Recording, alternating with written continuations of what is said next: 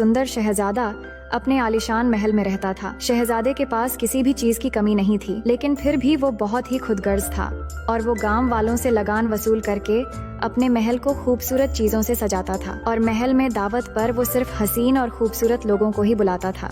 फिर एक रात तूफान से बचने के लिए एक बिन बुलाया मेहमान उसके महल में आती है और शहजादे को तोहफे में एक गुलाब देती है, पर उसके बदसूरत चेहरे को देखकर शहजादे ने उस तोहफे को ठुकरा दिया। ये देखकर वो बूढ़ी औरत शहजादे को समझाते हुए कहती है कि खूबसूरती सूरत में नहीं बल्कि दिल में होती है। लेकिन जब शहजादा बदतमीजी से बाज नहीं आया, तभी वो बदसूरत बूढ़ी औरत अचानक एक खूबसूरत जादूगरनी में बदल गई और वो जादूगरनी समझ गई थी कि शहजादे के दिल में प्यार बिल्कुल भी नहीं है। इसलिए शहजादे को सजा देने के लिए वो उसे एक श्राप देकर बीस्ट यानी एक दरिंदे में बदल देती है और पूरे महल और वहाँ रहने वालों सभी पर एक जबरदस्त जादू कर देती है। लेकिन इस श्राप से मुक्ति पाने के लिए जादूगरनी बीस्ट को एक गुलाब का फूल भी देती है और कहती है कि इस जादुई गुलाब के आखिरी पंखुड़ी गिरने से पहले अगर तुम्हें किसी से प्यार हो जाती है और वो भी तुमसे प्यार करती है तो तुम फिर से एक बार बीस्ट से इंसान बन जाओगे। लेकिन अगर इस गुलाब की आखिरी पंखुड़ी गिरने से पहले ऐसा नहीं हुआ तो फिर तुम अपनी पूरी जिंदगी एक बीस्ट बनकर बिताओगे। अब इसके बाद कई साल गुजर गए और उस शहजादे को कोई याद करने वाला नहीं रहा, क्योंकि जादूगरनी ने उसके अपनों के दिमाग से उसकी यादें पूरी तरह से मिटा दी थीं। इसके बाद हमें एक गांव दिखाया जाता है जो महल के पास में ही होती है और इसी गांव में एक लड़की रहती थी जिसका नाम था बेल। उसे किताब पढ़ना बहुत ही अच्छा लगता है क्योंकि कहानी उसकी एक अलग ही दुनिया है। और उसी गांव में एक लड़का भी रहता है जिसका नाम है गैस्टॉन। वो बेल को बहुत पसंद करता है और उसे शादी भी करना चाहता है, पर बेल उसे बिल्कुल भी पसंद नहीं करती। लेकिन गैस्टॉन बहुत कोशिश करता है बेल को मनाने के लिए, मगर उसे कुछ भी हासिल नहीं होता। फिर हम बेल के पिता को देखते हैं जो एक इन्वेंटर होते हैं और वो एक दिन शहर जाते हैं सामान खरीदने के लिए, लेकिन वापस आते समय वो जंगल में भटक जाते हैं और जंगल के रास्ते में कुछ भेड़िया उनके ऊपर हमला कर देते हैं, पर वो उन भेड़ियों से बहुत मुश्किलों के बाद बचते हुए उसी महल की तरफ चले जाते हैं जिस महल में वही बीस्ट रहता है। अब महल के अंदर आने के बाद वहाँ पर कोई भी नहीं होता, लेकिन यहाँ पर आग जल रहा होता है और खाने के टेबल पर बहुत सारा खाना भी रखा होता है, जिसे देखकर वो खाने लगते हैं। तभी अचानक उनके सामने एक कप आकर बातें करने लगता है, जिसे देखकर वो डर के मारे बाहर चले आते हैं और अपने घोड़ा लेकर वहाँ से जाने लगते हैं। तभी वहाँ एक पेड़ पर बहुत सारे खूबसूरत गुलाब देखकर उसमें से एक गुलाब को वो तोड़ लेते हैं, क्योंकि घर से आते समय बेल ने उन्हें एक गुलाब का फूल लाने के लिए कहा था। लेकिन तभी वहाँ पर बीस्ट आ जाता है और उन्हें पकड़कर बंदी बना लेता है, क्योंकि बेल के पिताजी ने गुलाब चोरी करने की कोशिश की थी। पर तभी उनका घोड़ा वहाँ से भागकर सीधे घर में चला आता है और बेल उसे देखकर समझ जाती है कि उसके पिता किसी मुसीबत में हैं। इसलिए वो घोड़े को साथ में लेकर अपने पिताजी को ढूंढने के लिए निकल जाती है और वो घोड़ा बेल को रास्ते दिखाकर उस महल के बाहर ले आता है। इसके बाद बेल महल के अंदर आती है और अंदर आते ही वहाँ पर रखे एक कैंडल स्टैंड और एक घड़ी आपस में बातें करने लगते हैं और कहते हैं कि देखो ये कितनी खूबसूरत लड़की है, ये शायद वही लड़की है जो हमें जादू से मुक्ति दिलाएगी। तभी बेल इन दोनों की बातें सुन लेती है और कहती है वहाँ पर कौन है, और थोड़ा सा घबरा जाती है क्योंकि वहाँ पर कोई भी इंसान नहीं था। इसके बाद वो कैंडल स्टैंड और घड़ी के पास आने लगती है और तभी उसे अपने पिता की आवाज सुनाई देती है।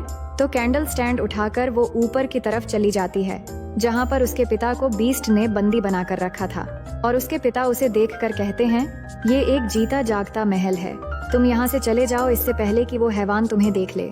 पर इससे पहले बेल वहाँ से निकल पाती तभी वहाँ पर बीस्ट आ जाता है, जिसे देखकर बेल डर जाती है। पर वो बीस्ट से कहती है मैं अपने पिता से मिलना चाहती हूँ, उन्हें छोड़ दो। जिस पर बीस्ट कहता है कि तुम्हारे पिता ने मेरा गुलाब चुराया है, जिसकी सजा उम्र कैद है, और अगर ये दरवाजा एक बार किसी के लिए बंद हो गया तो दोबारा ये दरवाजा कभी भी नहीं खुलेगा। लेकिन बेल कहती है कि मुझे अपने पिता से एक आखिरी बार मिलने दो, जिसके बाद वो बेल के लिए दरवाजा खोल देता है। तभी बेल अंदर जाकर अपने पिता को बाहर धकेल देती है और दरवाजा बंद कर देती है, क्योंकि बीस्ट ने कहा था कि एक बार दरवाजा बंद हो गया तो दोबारा कभी नहीं खुलेगा। जिसके बाद बीस्ट बेल के पिताजी को कुछ न करके बाहर ले जाकर छोड़ देता है और बेल उस कैद खाने में ही रह जाती है। अब कुछ समय के बाद कैंडल स्टैंड आकर वो दरवाजा खोल देता है और बेल के सामने आकर बात करने लगता है, जिससे बेल डर जाती है। तभी वहाँ पर वो घड़ी भी आ जाता है और बेल से कहता है कि हाँ, यहाँ पर सभी चीजें बात कर सकते हैं और डरने की कोई जरूरत नहीं है। जिसके बाद वो बेल को अपने साथ चलने को कहते हैं। दरअसल ये सभी पहले इंसान ही थे, जिसमें से कोई महल का नौकर, पहरेदार या और भी बहुत सारे लोग थे। पर जादूगरनी ने जब श्राप दिया था तो शहजादे के साथ साथ महल के सभी लोग कोई ना कोई चीजों में बदल गए थे, और ये लोग बदलने के बाद भी अब चल फिर सकते हैं और बातें भी कर सकते हैं। इसके बाद ये दोनों बेल को ले जाकर एक कमरा देते हैं जहाँ पर वो रह सके, क्योंकि इन सभी को लगता है कि बेल ही शायद वो लड़की है जो इन सभी को श्राप से मुक्ति दिला सकती है।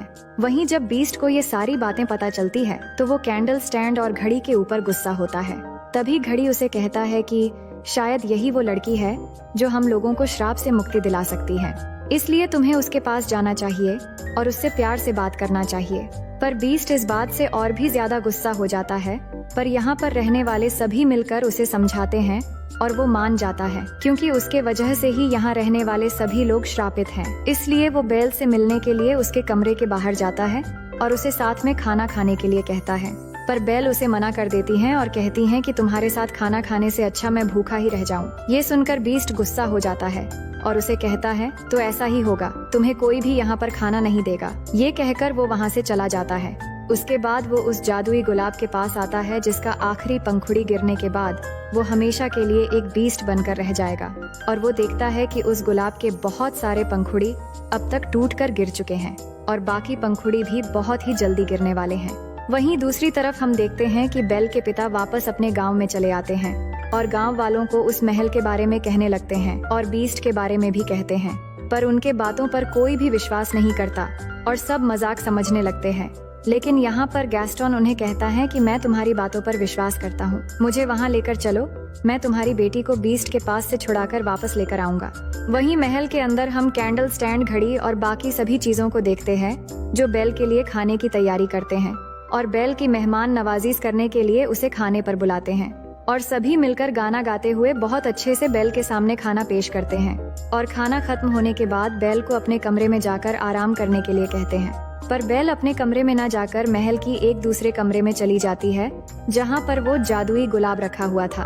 वहाँ जाकर वो उस गुलाब को छू कर देखने वाली होती है। तभी वहाँ पर बीस्ट आ जाता है और बहुत गुस्सा होकर कहता है, तुम यहाँ पर क्या कर रही हो? तुम्हें अंदाजा भी है उस गुलाब को छूने से क्या हो सकती थी? ये कहकर वो उसे डांट कर वहाँ से चले जाने के लिए कहता है। ये सुनकर बेल रोते हुए महल से बाहर चली जाती है और एक घोड़ा लेकर अपने घर की तरफ जाने लगती है, पर जंगल के रास्ते में कुछ भेड़िया आकर उसे घेर लेते हैं, और इससे पहले कि वो भेड़िया उसके ऊपर हमला करके उसे मार डालते, तभी बीस्ट वहाँ पर आ जाता है और इन भेड़ियों से लड़ने लगता है। हालांकि वो सभी भेड़िया भी उसे घेर कर मारने की कोशिश करते हैं, लेकिन आखिर में वो सबको डराकर वहाँ से भगा देता है, मगर वो खुद भी बहुत घायल हो जाता है। अब बेल उसे घायल देखकर उसे बचाने के लिए ना चाहते हुए भी फिर से उस महल में चली आती है और महल में ले आकर बीस्ट की मरहम पट्टी करती है और उसकी देखभाल करने लगती है। और वहाँ पर रहने वाले सभी ये देखकर बहुत ही खुश हो जाते हैं, क्योंकि सभी चाहते हैं कि दोनों के बीच में प्यार हो जाए, जिस वजह से उन सभी को श्राप से मुक्ति मिल जाएगी। इसके बाद हम गैस्टन के दोस्त और उसके साथ बेल के पिता को देखते हैं जो उस महल की तरफ आ रहे थे, पर जंगल में आकर उन लोगों को महल में जाने का रास्ता नहीं मिलता, जिस वजह से गैस्टन बहुत ही गुस्सा हो जाता है और बेल के पिता को कहता है, दरअसल तुम्हारे दिमाग की हालत अब ठीक नहीं है, यहाँ पर कोई भी महल या बीस्ट नहीं है, ये सब बकवास है, इसलिए हमें वापस चलना चाहिए। और वो बातों बातों में ये भी कह देता है कि मैं तुम्हारी बेटी से शादी करना चाहता हूँ। ये सुनकर बेल के पिता उसे कहते हैं कि मैं जब तक जिंदा हूँ तुम्हारा ये सपना कभी भी पूरा नहीं होगा। ये सुनकर गैस्टन बेल के पिता के सामने बहुत बदतमीजी से पेश आता है और उन्हें थप्पड़ मारता है, जिसके बाद उन्हें एक पेड़ के साथ बांधकर अपने दोस्त को लेकर वहाँ से चला जाता है ताकि रात में भेड़िया आकर उसे मार डाले। लेकिन अगले दिन सुबह वहाँ पर आगाती नाम की एक लड़की आती है जिसे गांव से निकाल दिया गया था। वो आकर बेल के पिता को छुड़ा लेती हैं और उन्हें गांव में वापस लेकर जाती है। वहीं महल में उसी दिन सुबह बीस्ट की तबीयत थोड़ी सी ठीक होती है। तभी बेल उसे एक शायरी सुनाती है, जिसे सुनकर बीस्ट कहता है, क्या तुम पढ़ सकते हो? जिस पर बेल कहती है कि हाँ, मुझे कहानी की किताबें पढ़ना बहुत ही पसंद है। ये सुनकर बीस्ट उसे अपनी लाइब्रेरी में लेकर जाता है, जहाँ पर बहुत सारे किताबें रखे होते हैं, जिसे देखकर बेल बहुत खुश हो जाती है। जिसके बाद बीस्ट उसे कहता है कि तुम चाहो तो यहाँ पर रह सकते हो और अब से ये सब तुम्हारा है। जिसके बाद बेल यहीं पर ही रुक जाती है और धीरे धीरे दोनों के बीच दोस्ती होने लगती है और दोनों एक साथ महल में घूमते हैं और बेल उसे किताबें पढ़कर सुनाती हैं और बीस्ट बेल के साथ में गाना भी गाता है। फिर एक दिन बीस्ट बेल को एक जादुई किताब दिखाता है और कहता है कि इस किताब को छूकर तुम जिस समय में जाना चाहती हो जा सकती हो। जिसे सुनकर बेल कहती है कि मैं पेरिस के उस समय में जाना चाहती हूँ जिस समय में अपनी माँ से अलग हुई थी। और जब वो बीस्ट के साथ उस समय में जाती है तो उसे पता चलता है कि उसकी माँ को प्लेग हो गया था। इसलिए बेल के पिताजी को उसके माँ ने ही कहा था कि बेल को यहाँ से कहीं दूर लेकर जाने के लिए, ताकि उसे भी ये बीमारी ना लग जाए। अब बेल को ये पता लगने के बाद वो बहुत दुखी होती है, जिसके बाद वो बीस्ट को लेकर अपने समय में वापस चली आती है। अब दूसरी तरफ हम देखते हैं कि बेल के पिता वापस गांव में चले आए हैं और वो सभी को बताते हैं कि गैस्टन उन्हें जंगल में मरने के लिए छोड़कर आ गया था। लेकिन गांव का एक आदमी बेल के पिता से पूछता है कि क्या आपके पास इसका कोई सबूत है, जिस पर वो कहते हैं आप लोग आघाती से पूछ लो, उसी ने मुझे जंगल से बचाकर यहाँ लाई है। पर गैस्टन इस बात से इनकार कर देता है और कहता है कि इस लड़की की गवाही नहीं मानी जा सकती क्योंकि इसे गांव से बाहर निकाल दिया गया है। और वो कहता है कि असल में इनकी दिमागी हालत ठीक नहीं है, इसलिए इनकी बेटी भी इन्हें छोड़कर चली गई है। और गैस्टन का दोस्त भी इस बात का झूठा गवाही देता है, जिस वजह से गांव वाले भी गैस्टन की बातों पर विश्वास कर लेते हैं। और अब सभी लोगों को लगता है कि सच में बेल के पिता के दिमागी हालत ठीक नहीं है और पागल खाना भेजने के लिए जोर जबरदस्ती गाड़ी में डालकर बंदी बना लेते हैं। वहीं दूसरी तरफ हम देखते हैं कि बीस्ट और बेल वापस आने के बाद कैंडल स्टैंड बीस्ट से कहता है कि तुम्हें बेल को कह देना चाहिए कि तुम उससे प्यार करते हो। पर बीस्ट कहता है कि वो कभी भी मुझ जैसे दरिंदे से प्यार नहीं करेगी। लेकिन यहाँ पर बोलने वाले सभी चीजें मिलकर बीस्ट को समझाते हैं और उसे अच्छे से तैयार भी करते हैं। और दूसरी तरफ बेल को भी बहुत खूबसूरती से तैयार किया जाता है। असल में वो दोनों महल में डांस करने वाले हैं क्योंकि बेल को डांस करना बहुत ही पसंद है। इसके बाद दोनों मिलते हैं और गाना गाते हुए डांस करते हैं। फिर डांस करने के बाद बीस्ट कहता है कि मैंने कई सालों के बाद डांस किया है और मैं इस एहसास को भूल ही चुका था, और साथ में बेल के डांस की भी तारीफ करता है। तभी बेल उसे कहती है कि उसके पिता ने उसे डांस करना सिखाया था, जिसे सुनकर बीस्ट कहता है कि तुम्हें उनकी याद नहीं आती। तो वो कहती हैं कि हाँ, मुझे उनकी याद तो आती है, पर मैं क्या कर सकती हूँ, मैं तुम्हारे कैद में जो हूँ। जिसे सुनकर बीस्ट उसे कहता है कि मेरे पास में एक जादुई आईना है जिसमें तुम किसी को भी देख सकते हो। इसके बाद बेल उस आईने में अपने पिता को देखती है, जहाँ पर गांव के लोगों ने उसके पिता को बंदी बना लिया है, जिसे देखकर बेल बहुत ही परेशान हो जाती है। जिसके बाद बीस्ट उसे गांव में जाने के लिए कह देता है और जाने से पहले बीस्ट उसे वो जादुई आईना दे देता है और कहता है कभी भी तुम्हें मेरी याद आए तो तुम मुझे इस आईने में देख लेना। जिसके बाद बेल वो जादुई आईना लेकर वहाँ से अपने गांव की तरफ निकल जाती है। लेकिन इस बात से महल में रहने वाले सभी चीजें और बीस्ट उदास हो जाते हैं। दरअसल बेल के चले जाने पर सभी ये सोचने लग जाते हैं कि अब वो वापस कभी नहीं आएगी और उनकी श्राप कभी भी खत्म नहीं होगी। और इसी के साथ बीस्ट भी उदास हो जाता है क्योंकि वो बेल से प्यार करने लगा था। इसके बाद बेल गांव में चली आती है और देखती है कि उसके पिता को गांव के लोगों ने बंदी बनाकर ले जा रहे होते हैं। तभी बेल उन सबको रोकती है और गांव वालों को समझाने की कोशिश करती है कि मेरे पिता पागल नहीं है और सच में जंगल पर एक महल है और उसमें एक दरिंदा भी रहता है। लेकिन फिर भी गांव वाले विश्वास नहीं करते, इसलिए बेल गांव वालों को विश्वास दिलाने के लिए उस जादुई आईने में सबको बीस्ट का चेहरा दिखाती है, जिसे देखकर गांव वाले डर जाते हैं। लेकिन बेल सभी को कहती हैं कि डरने की कोई जरूरत नहीं है, तुम जिसे दरिंदा समझ रहे हो असल में वो दिल का बहुत ही अच्छा है और वो किसी को भी नुकसान नहीं पहुंचाता। जिसे सुनने के बाद गैस्टन समझ जाता है कि बेल अब उस दरिंदे से प्यार करने लगी है, इसलिए वो गांव के लोगों को भड़काने लगता है और डरा कर बीस्ट को मारने की बात करता है। और वो बेल को भी उसके पिता के साथ में बंदी बनाने को कहता है। जिसके बाद सभी गांव वाले मिलकर बेल को भी बंदी बना लेते हैं और उसके बाद सभी गांव वाले मिलकर महल की तरफ जाने लगते हैं। और जब गांव वाले बीस्ट को मारने के लिए महल में चले आते हैं, तभी वहां पर बीस्ट के सारे साथी मिलकर गांव के लोगों के ऊपर हमला कर देते हैं और बुरी तरह सबकी पिटाई करने लगते हैं। और इसी बीच बेल मौका पाकर अपने पिता के मदद से गाड़ी के पिंजरे से आजाद होकर बीस्ट की तरफ बढ़ने लगती है। दूसरी तरफ गैस्टन बीस्ट के पास जाता है, जहाँ पर बीस्ट उदास होकर बैठा हुआ था और जाकर उसे कहता है कि तुम्हें क्या लगा दरिंदे, बेल तुमसे प्यार करती है, तुम ऐसा सोच भी कैसे सकते हो कि वो तुम जैसे दरिंदे से प्यार करेगी। उसने ही हम लोगों को तुम्हें मारने के लिए यहाँ पर भेजा है। ये कहकर गैस्टन उसे गोली मार देता है, जिससे बीस्ट नीचे गिरने लगता है। और इससे पहले वो नीचे गिरता, वो एक गुंबद को पकड़कर लटक जाता है। ये देखकर गैस्टन दूसरी बार गोली चलाने वाला होता है। तभी वहाँ पर बेल आ जाती है और गैस्टन के हाथ पकड़कर उसे रोकने की कोशिश करती है और इसी हाथापाई में गैस्टन नीचे गिर जाता है। और उसका बंदूक भी नीचे गिर जाता है।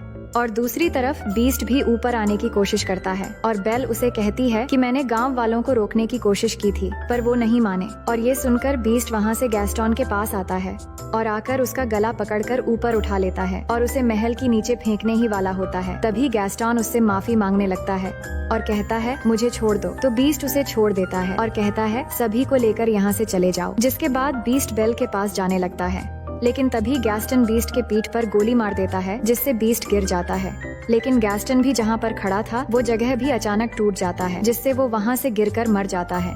वहीं बीस्ट अपनी जिंदगी की आखिरी सांसें ले रहा था और बेल रोते हुए उसे कहती है कि अब मैं तुम्हें कभी भी अकेले छोड़कर नहीं जाऊंगी और अब सब कुछ ठीक हो जाएगा। बीस्ट कहता है कि अब मेरा जाने का समय हो चुका है। तभी गुलाब की आखिरी पंखुड़ी भी गिर जाती है और बीस्ट भी पूरी तरह से खामोश हो जाता है और उसके साथ में वहाँ पर जितने भी उसके साथी थे वो एक दूसरे से बात करते हुए एक एक करके वो भी हमेशा के लिए खामोश हो जाते हैं और बेजान हो जाते हैं। और यहाँ पर बीस्ट की ये हालत देखकर बेल बहुत ही दुखी हो जाती है और वो उसे कहती है कि मैं तुमसे बहुत प्यार करती हूँ। ये कहकर वो बीस्ट को एक किस करती है। तभी वहाँ पर आघाती आती है जिसे गाँव वाले ने निकाल दिया था और ये वही जादूगरनी थी जिसने शहजादे को श्राप दिया था। और जब वो देखती है कि बीस्ट को किसी से प्यार हो गया है और वो लड़की भी उससे प्यार करती है, तब वो अपने जादू से बीस्ट को फिर से वही खूबसूरत शहजादे में बदल देती है, जो देखकर बेल बहुत ही खुश हो जाती है और उसके पास आकर उसे किस करती है। और इसी के साथ ये पूरा महल भी श्राप मुक्त हो जाता है और फिर से एक खूबसूरत और आलीशान